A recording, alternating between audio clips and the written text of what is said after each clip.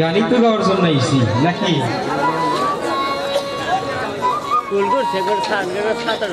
তো প্রথমবারে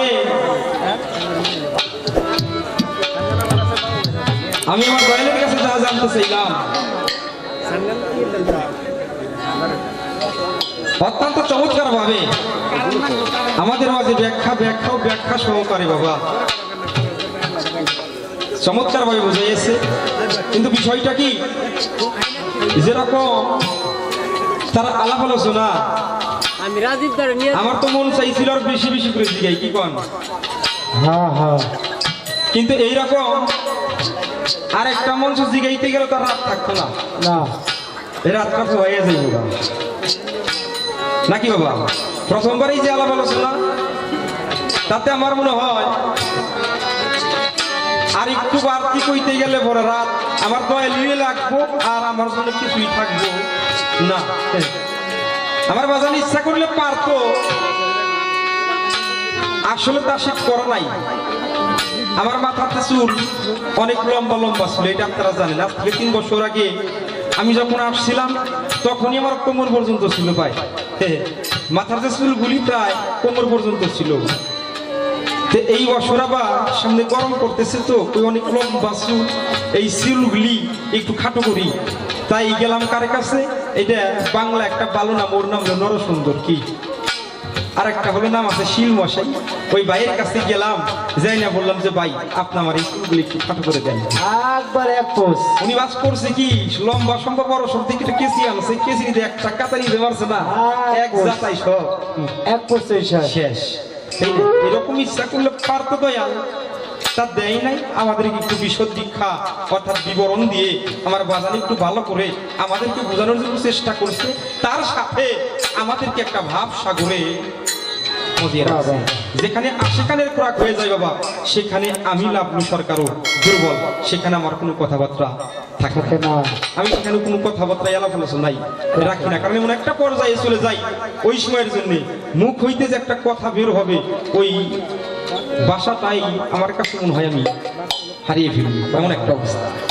তবে যাক বাবা, এত কথার পূর্বে নাই বলবো না, আমি একটু গানটাকে একটু ভিন্ন ধারায় ঘুরিয়ে নিয়ে যাওয়ার জন্য চেষ্টা করি। কি বলেন আপনারা?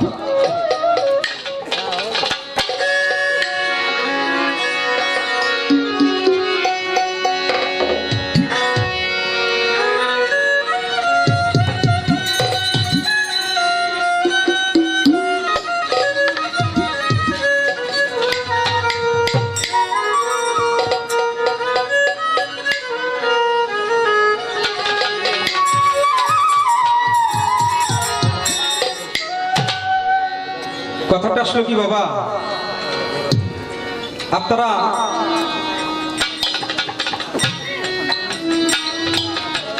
সিরা সাইজি এবং লালন সাইজির অনেক কথাবার্তাই,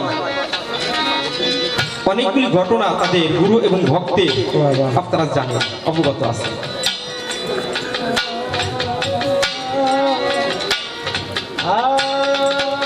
তো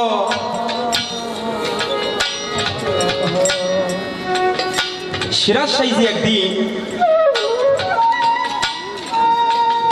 এই যে আকড়া কর না বাবা, আকড়া করে বসে আছে, পাশের আকড়াটাই হলো আমার সাইজি লালন।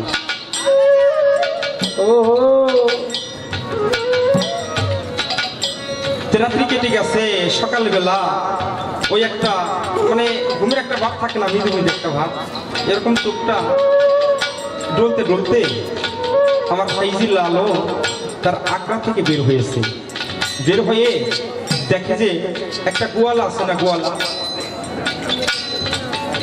দইয়ের বান্ডু নিয়ে গোয়ালা ইতিমধ্যে রাস্তা দিয়ে রওনা দিচ্ছে। আমার সাইজি লালন ডাক দিছে, এই গোয়ালা এদিকে আসতো। আসারে পেটটার ভিতরে ক্ষুধার্ত, দাও একটু দই খাই। ওই দইয়ের যে বান্ডুটা আছে, বান্ডুটা হাতে নিয়ে মনে মনে ভাবতেছে, হারে তোর এতই দই খাওয়ার শখ নে, তুই কি পরিমাণ দই তোর খাবার ইচ্ছা হয়েছে, তুই দই ভাব করে কে। ও বাবা, এই ভেবে সে সম্পূর্ণ দই একটা একটা নিমিষেই সে খেয়ে ফেলছে। এবার গোয়ালা চোখ করে তার মুখপানে তাকিয়ে আছে, হাই হাই করলোটা কি, এত বড় একটা বান্ডের পুরাপুরি দইটাই সে খেয়ে ফেলাইল। এবার বলতেছে, ঠিক আছে বাজার, আপনি দই খেয়েছেন, দইয়ের দামটা আমাকে চুকিয়ে দেন, আমি চলে যাই। আমি তো গরিব মানুষ, আবার অনেকটা জায়গাতেই যাইতে হবে, সেখানে গিয়ে আমার আরো কিছু দই আমাকে বিক্রয় করতে হবে। বলে, বাবা রে, দই তো প্রকৃত পক্ষে আমি খাই নাই। কে বলে? সাইজি লালন বলে গোয়ালাকে, বাবা দই তো প্রকৃত পক্ষে আমি খাই নাই, কিন্তু যে দই খাইছে তার কাছে গিয়ে তোমার এই দামটা আনতে হবে। কই হাই হাই, কই কি, আমি দেখলাম এই দই খাইলো, তারপরও বলে দই নাকি সে খাই নাই। সে খাইলো কে? যে দেখো বাবা, পাশের যে এক রাতে একটা লোক বসা আছে যার নাম হলো সিরাজ সাইজি, তার কাছে গিয়ে বলো যে বাজান, আপনি বলেন দই খাইছেন, আপনাকে এই দইয়ের টাকাটা দিতে দিয়েছি, তাই না? তখন আস্তে আস্তে এবার সে বলা আমার সিরাজ সাইজির আক্রার পাশে গিয়ে বলতেছে, বাজান আপনি দইয়ের টাকাটা দিয়ে দেন। বাবা রে, আমি তো বুঝি না, পাশের আক্রাতে একটা লোক বসাছে, সে বলছে দই নাকি আপনি খাইছেন, যার কারণে দইয়ের দামটা বাজার আপনাকে দিতে বলছে। সেরা সাইজি টুকি দিয়ে বলে, দেখে লালন দাঁড়িয়ে আসছে, বলতেছে, ও লালন, বাবা রে, তুই আর জীবনে আর কম জ্বালাইনি, তুই জানোস আমার কাছে কোন টাকা নাই, পয়সা নাই, আমাকে অপমান অপদস্থ করার জন্য শেষ মুহূর্তে তুই গোয়ালাকে পাঠাই। এবার গোয়ালাকে বলে, বাবা ও বলছে, তুমি চলে যাও, ওর কথা তুমি নিও না, ও পাগল সাধুর মানুষ। আমি দই খেলাম কখন? আমি সকালবেলা কাঁচা মরিচ আর পান্তাভাত খাইছি বাবা, ও দই খাইছে, প্রকৃত পক্ষে দইয়ের দামটা ওই দিক। এবার গুরু আর ভক্ত পাশাপাশি হয়েছে, কাছাকাছি। সেরা সাইজি বলে, লালন তুমি এরকম করো কেন, দইটা খেয়েছে, দইয়ের দামটা দিয়ে দাও বাবা। আমার সাইজি লালন বলে, না ও ভাইয়া, দই কিন্তু প্রকৃত পক্ষে আমি খাই নাই, আমি তো খাইছি কাঁচামরিচ আর পান্তাভাত, দই কিন্তু তুমি খাইছো, তাই দইয়ের দামটা তোমাকে দিতে হবে। এবার সিরাজ সাইজি বলেন, না আমি কাঁচামরিচ আর পান্তাভাত খাইছি। উভয়ের কাটাকাটিতে কথাবার্তার মারফতে এক পর্যায়ে গুরু এবং ভক্ত একটা চুক্তি হয়ে গেল। ও বাজা, এই মুহূর্তে তুমি তোমার মুখের ভিতরে তোমার আঙ্গুলটা লাগাও, যদি সেখান থেকে দই বের হয় তাহলে দইয়ের দামটা তুমি দিবা, আর আমি আমার মুখের ভিতরে আমি আমার আঙ্গুলটা বসিয়ে দিব। বলে, হ্যাঁ ঠিক আছে, তাহলে তাই করো, আজকের এর একটা সমাধান আমাদের। তাই তো সে যে কি করলো, লালন সাইজি সর্বপ্রথম তার মুখের ভিতরে যখন আঙ্গুলটা লাগাইছে, যখন সিরাজ সাইজি যখন তার মুখের ভিতরে তার শাহাদত আঙ্গুলটা বসাইছে বাবা, সঙ্গে সঙ্গে গড় গড় করে দই বের হয়ে এসেছে। তাহা দেখে এবার কোনো গোয়ালা তর্জম হয়ে দাঁড়িয়ে আছে, গোয়ালার কোনো টাকা পয়সা চাই। এবার সাইজি লালন বলে, ও গোয়ালা টাকা দিবা না। এবার সে গোয়ালা চোখের পানি ছেড়ে দিয়ে বলে, বাবা দয়াল রে, তোমাদের কাছে টাকা চাই না, পয়সা চাই না, জাগতিক জগতে আমি এমন কোন ধন চাই না, আমি একটা জিনিস চাই, যে কর্ম করলে দয়াল খাইলে তার ভক্তের মুখ হইতে কাঁচা মরিচার বাদ বের হয়, তার ভক্ত খাইলে তার দয়াল তার মুর্শিদের মুখ হইতে দই বের হয়, এমন একটা কর্ম চাই। তাই সঙ্গে সঙ্গে গোয়ালা সেদিন তার লালন সাইজির চরণে পড়ে গেছে, জাগতিক জগতে আমি কিছু চাই না, আমি ওই কর্মটাই চাই, যেই কর্মটা করলে প্রকৃত পক্ষে একটা মানুষ। তাই সেখান থেকে একটি গান আমি রাখি।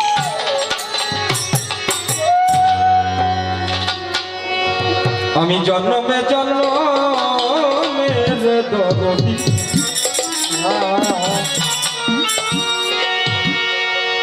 আমি থাকবো তোর ঈশ্বর দাসী। ও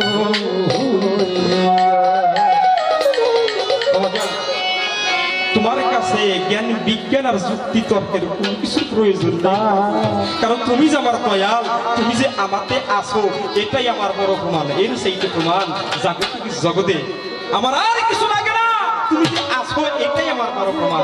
তাই তো তোমার কাছে তোমার ওই চরণ ভিখারি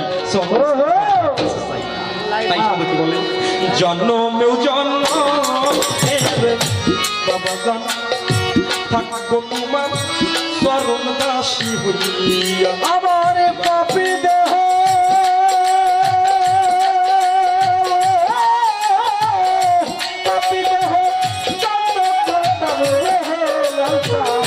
তোমার চরণ পায়াবো তোমার চরণ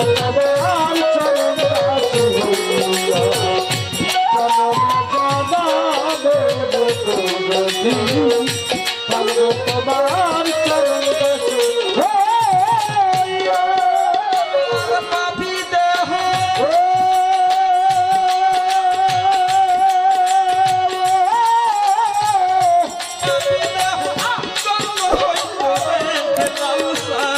চরণ তুলি পাইয়া থাকবো তোর চরণ দাসী হইয়া। জনমে জনমে তোমার চরণ দাসী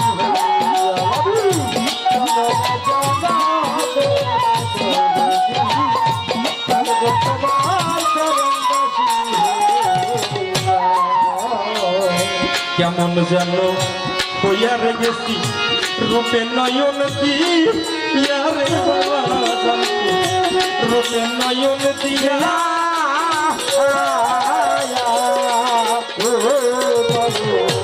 কেমন যেন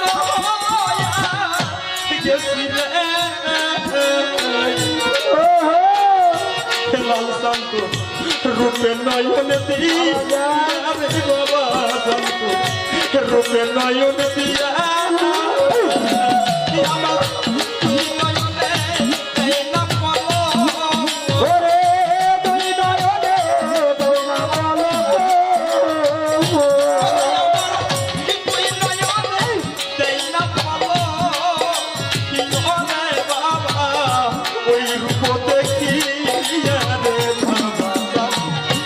আমার তোমার চরণ দাসী হইয়া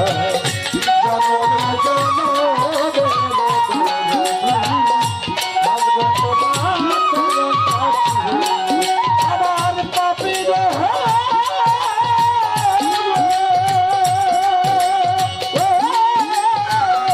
পাপী দেহ তোমার চরণ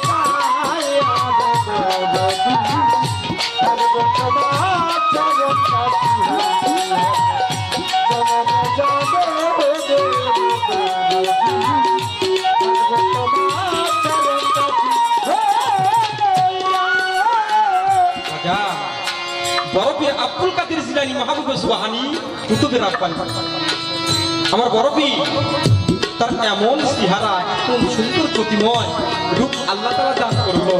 বরফিরকে একটা নজর যে মানুষ দেখলো, জাগতিক জগতের সমস্ত দিশাকে ভুলে তখন বরফিরের হাতে হাত দিয়ে সে বলে মা যেখান দিয়ে যাইতো পিপিলিকার ন্যায় সমস্ত মানুষ তার পিছু পিছু হাজার হাজার মানুষ দলবদ্ধ হয়ে সারি হয়ে তার পিছন পিছন করতে থাকে। একটা পাগল আসে কান সে রাস্তার পাশে দাঁড়িয়েছিল, যখন দেখছে আমার বরফির এই রাস্তা দিয়ে যায়, ও বাবা সে ওই দিকে না তাকাইয়া রাস্তার পাশে চুপ করে অন্যদিকে মুখ করে সে তাকিয়ে আছে। সে তাকায় আমার বরফির বলে আরে আমাকে এক নজর দেখার জন্য কত মানুষ লালায়িত হয়ে পিছু পিছু ছুটতে থাকে, এমন কে নরম আমি এই রাস্তা দিয়ে যাইতেছি ইহা জেনে সে আমার দিকে তাকায়। যাও তাকে আমার কাছে নিয়ে আসো। ওই ভক্তটা ছিল বাবা জুনাইদ বাগদাদী রাহমাতুল্লাহ আলাইহি ভক্ত। যখন ওই ভক্তকে ডাক দিয়ে আনছে কাছে এবার জিজ্ঞাসা করে আমার বড় পীর বাবা তুমি আমার দিকে তাকাও না কেন? সে এইভাবে নিচু হতে মাথাটা জোরহাত করে বড় পীরের কদমের পরে তাকিয়ে আছে। সে বলে বাবা মাথাটা তুলো। আমার বড় পীর তাকে বলে বাবা তুমি মাথাটা তুলো, তুমি আমার দিকে তাকাও কেন? ওই ভক্ত বলে বাজার আমি আপনার দিকে তাকাইতে পারবো না। যে জ্ঞান আমি শুনেছি মানুষের মুখে আপনার নয়নে যাহার নয়ন পড়ে জাগতিক জগতের সমস্ত দিশাকে ভুলে আপনার গোলামিতে রোজু হয়ে যায় সে। বাবারে আমি তো এই জাগতিক জগতে ছোট্ট একটা মানুষের গোলামি করি। আমার পীরের তেমন কোনো নাম নাই, তেমন কোনো রূপ নাই। যদি আপনার নয়নে দিয়ে আমি আমার মুর্শিদকে আমার মুর্শিদের নয়নটাকে যদি ভুলে যাই, যার কারণে আমি আপনার দিকে নয়ন দেই। আপনি হতে পারেন বড় পীর, কিন্তু আমার পীর তো আমার কাছে জাগতিক জগতে সবচাইতে বড়। আমার পীর আমার কাছে আসমানের চাঁদ, আমার পীরের সমতুল্য জাগতিক জগতে আর কোনো পীর হইতে পারে না। তাই তো সেদিন বড় পীর ডাক দিয়ে তার ভক্তদেরকে বলেছিল দেখো প্রকৃত ভক্ত আদব কাহাকে বলে, যে তার পীরকে সুসম্মত রাখতে জাগতিক জগতের তার পীরকে যদি বেশি মনে করে থাকে, এই তো প্রকৃত পক্ষে তাকে ভক্ত বলে। তাই তো প্রকৃত পক্ষে একটা মুর্শিদের প্রেমে ওই রূপে যিনি চালাচ্ছে সে কখনো তার মুর্শিদের তাকে কখনো ভুলতে পারে না। তাই কেমন গেলাম রে রূপে নয়ন দিয়া রে বাজার তোমার রূপে নয়ন দিয়া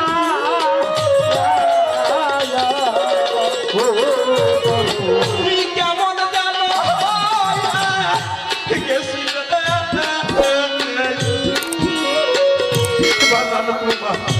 রূপে নয়ন রে বাবা রূপে নয়ন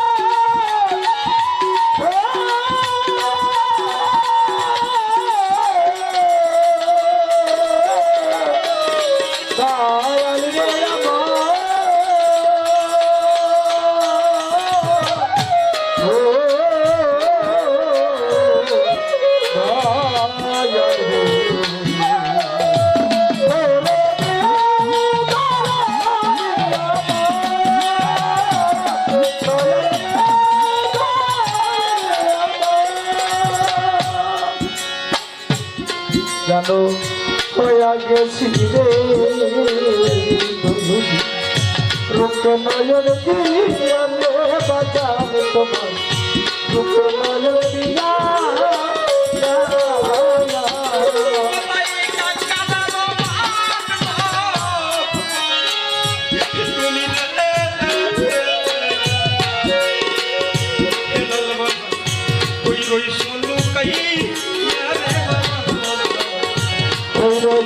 কায়া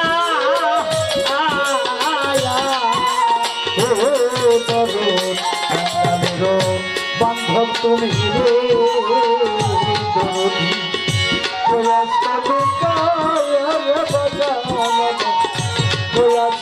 কায়া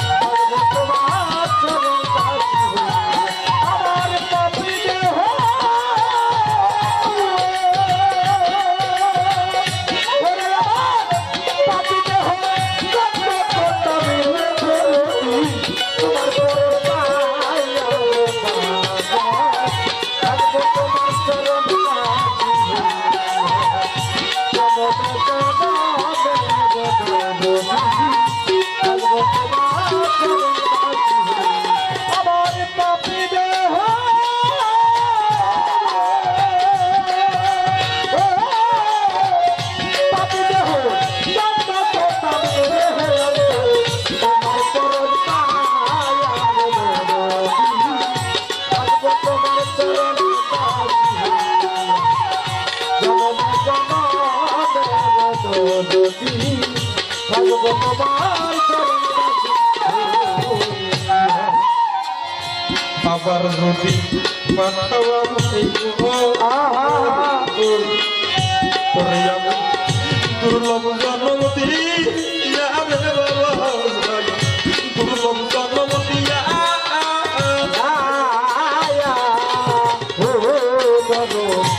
আবার যদি পাঠাও হিয়া মাইলে করে যাব দুর্লভ জন্ম দিয়া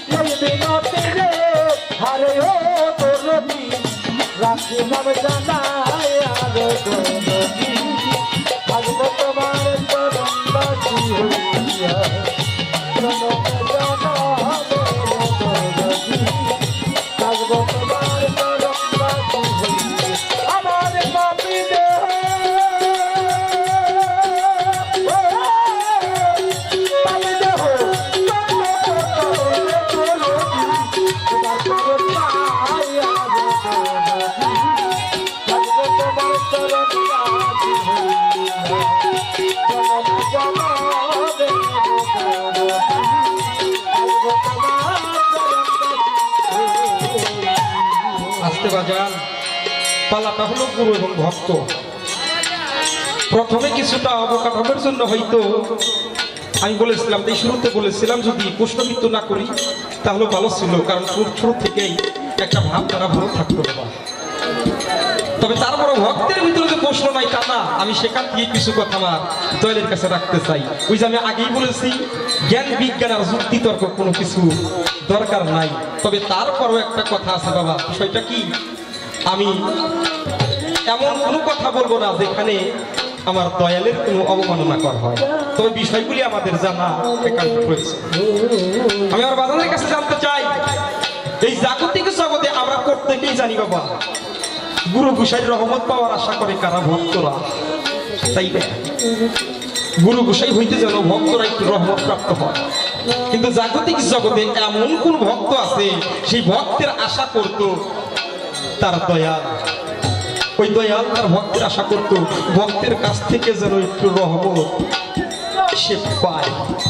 আসলে প্রকৃত পক্ষে সে ভক্তটাকে আর সে দয়ালকে এমন কোন দয়াল যে সদা সর্বক্ষণ তার ভক্তের রহমত পাওয়ার একটা বাসনা করত।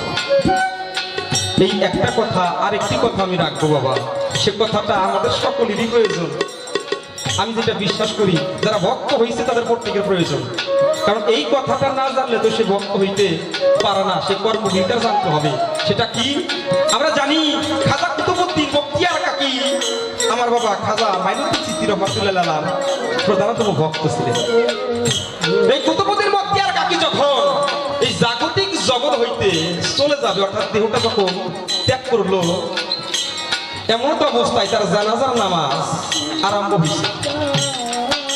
এবার ইমাম সাহেব বলতেছে, যারা আরবিতে নিয়তটা জানেন তারা নিয়তটা করেন, আর যারা জানেন না তারা এই নিয়ত করবেন কি, 6 তাকবীরের সাথে হ্যাঁ জানাজার নামাজ আদায় করতেছি কিবলামুখী হইয়া এই ইমামের পিছনে আল্লাহু আকবার। এইটা যখন বলে দিছে, এমন তো অবস্থায় একটা লোক উঠে দাঁড়াইছে, দাঁড়ান কি জানাজার নামাজ আগে পড়া যাইব না? কেন পড়া যাইব না? পড়া যাইব না এই কারণে, এই কুতুবউদ্দিন বখতিয়ার কাকি সে 3টা ওসিয়ত করে গেছে। 3টা ওসিয়ত সে করে গেছে।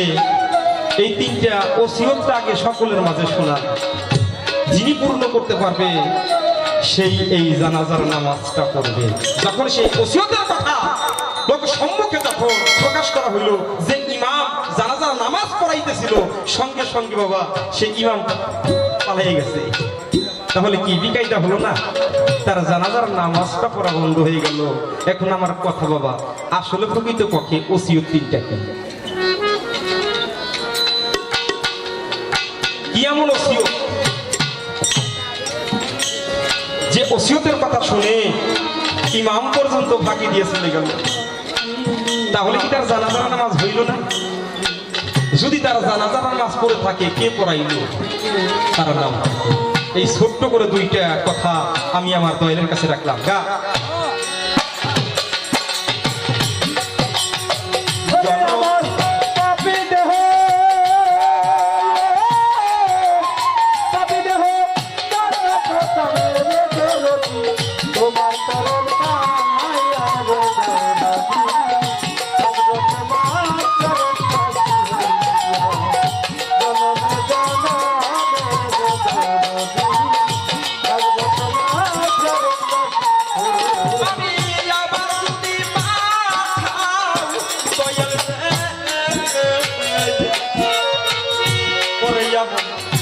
দুর্লভ জন্ম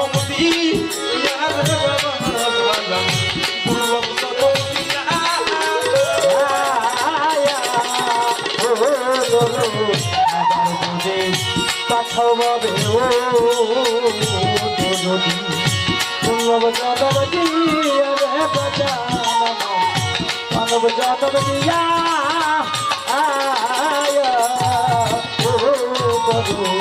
ওরে বাবা খাতমেরি এই মিনতি, ওরে খাতমেরি এই মিনতি,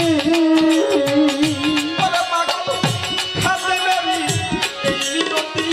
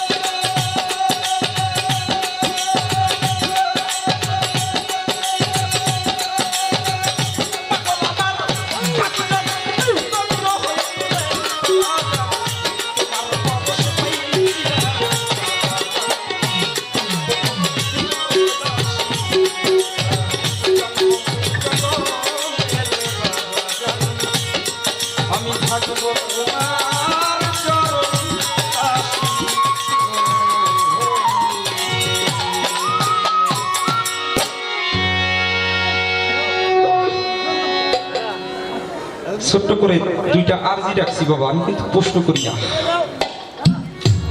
এটা আমাদের জানা প্রয়োজন। প্রকৃত পক্ষে আমরা জানি প্রত্যেকটা গুরুই ভক্তই তার গুরুর রহমত প্রাপ্ত হয়, অর্থাৎ আশা করে। তাহলে এমন কোন গুরু সে ভক্তের রহমতের আশা করে? এক। দ্বিতীয়ত, এমন কি তিনটা ওসিয়ত যা করে গেল তাহা শুনে ইমাম পর্যন্ত বাবা পলায়ন করলো, তাহলে কি তার নষ্ট হইল না? তাহলে কে আইসা সেই তিনটা শর্ত পূরণ করলো, তার নামটা কি আর এবং কি ওসিয়তটাই সে করবে? তাই আমার দয়ালকে স্মরণ করে, দয়ালকে আমার হৃদয়ে রেখে দয়ালের কাছে আমি আরেকটি প্রার্থনা করি, আমার বাজান যেন বেজার না হয়। হ্যাঁ, সে গানটা হলো আজ থেকে 3 বছর আগে আমার ভাইজান জসিম ভাইজান করেছিল, আমি ওই গানটাই গাবো, আমি ধরে রাখছি। বড় বিশ্বাসে কইরা জায়গা দিছি রে,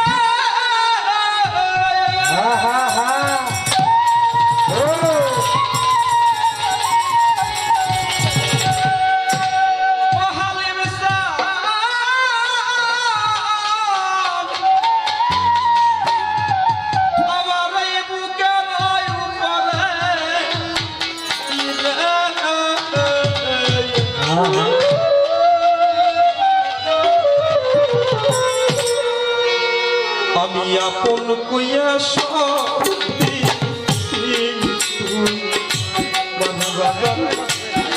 আপন কইয়া সপতি তোমারে বড় বিশ্বাস কইরা লাগাবে লাগাবে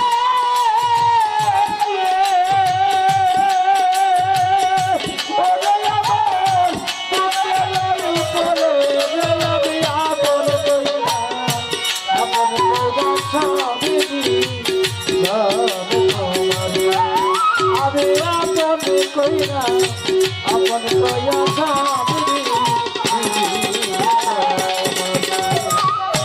পিরিত যদি না করিতাম রে ও হেলাল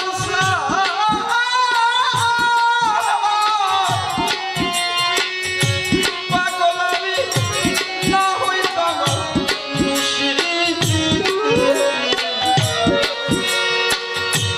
এখন কেনে চলে জলে সকলে ওরে দরদি সকল সমাবাসে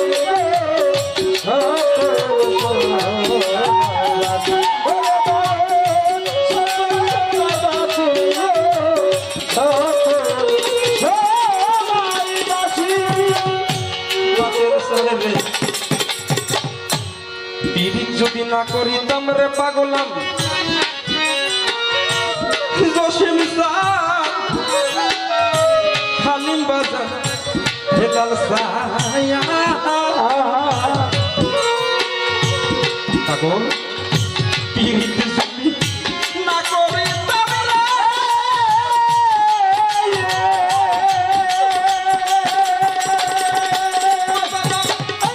না হইতাম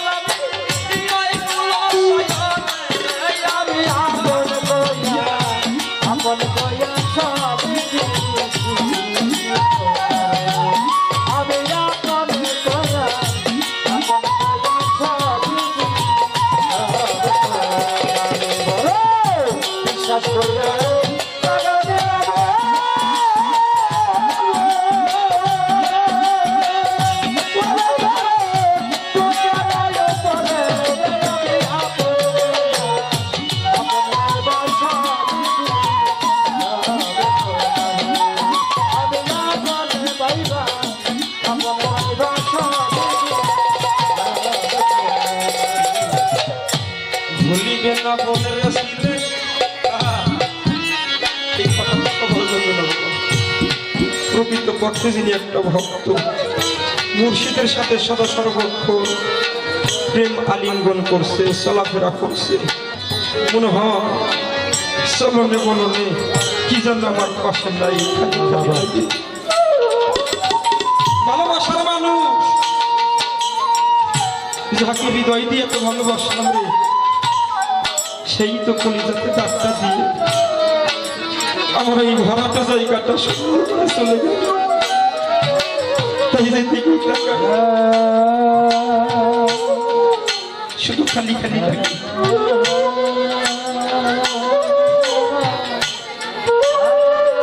কত রাত কতদিন আমি আমার হেলাল চাঁদের সাথে বসে বসে মধুময় কত আলাপ আলোচনা করেছি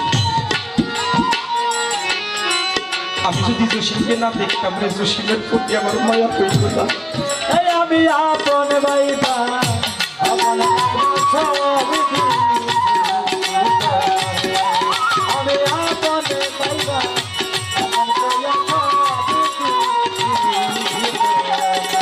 তাই যখন দেখছি তার প্রতি একটা ভালোবাসা মহব্বত প্রেম জন্ম নিছে বাবা আইসা যদি ওরে না পাই কেমন লাগবে? এই যে ভালোবাসার মাঝখান থেকে যেটা বিয়ে হয়ে গেল, না পাওয়ার যে যন্ত্রণা, তার জন্য হৃদয় শিখতে সারাটা জনম হাহাকার করতে হয়। এই হাহাকার নিয়ে, এই বেদনাটা নিয়ে প্রকৃতপক্ষে একটা সে সারাটা জীবন বড় বিশ্বাস কইরা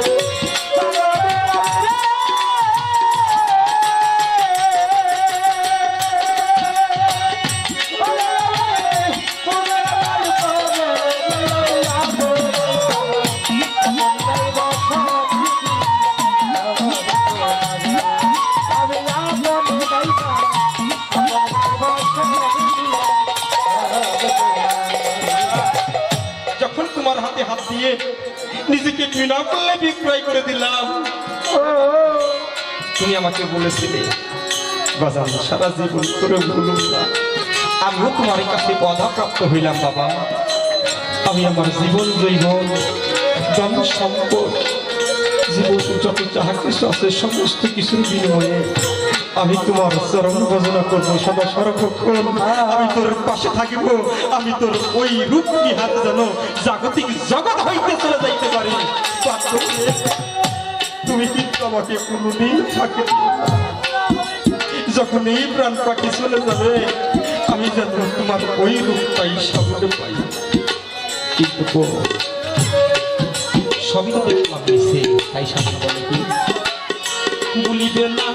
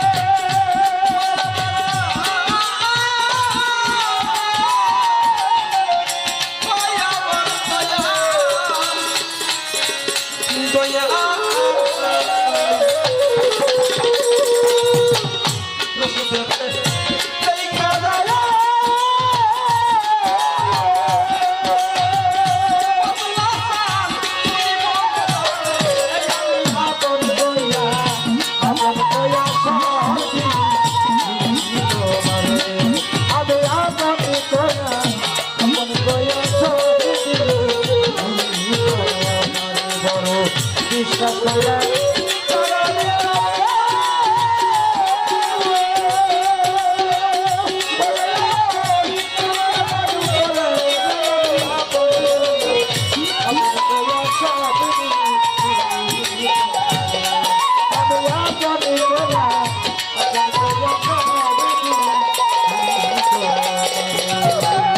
ভাবনা চিন্তায় সোনার দেহ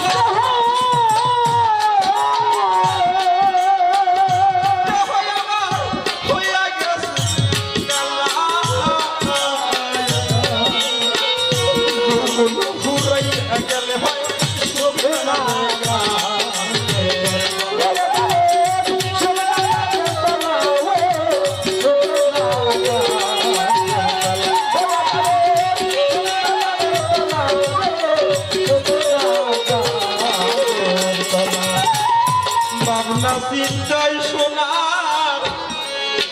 দেহ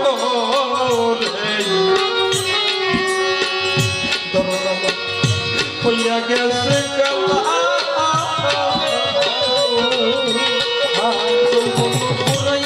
গেলে হয়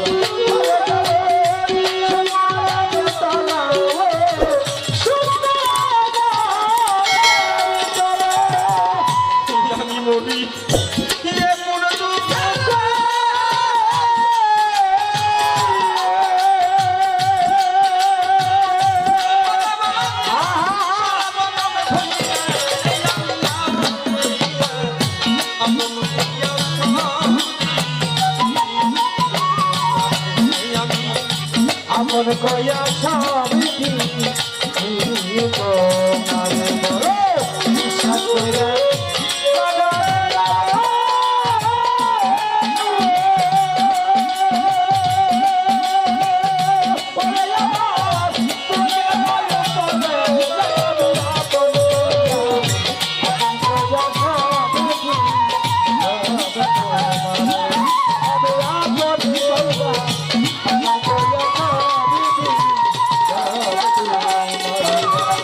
বিশ্বাস কইরা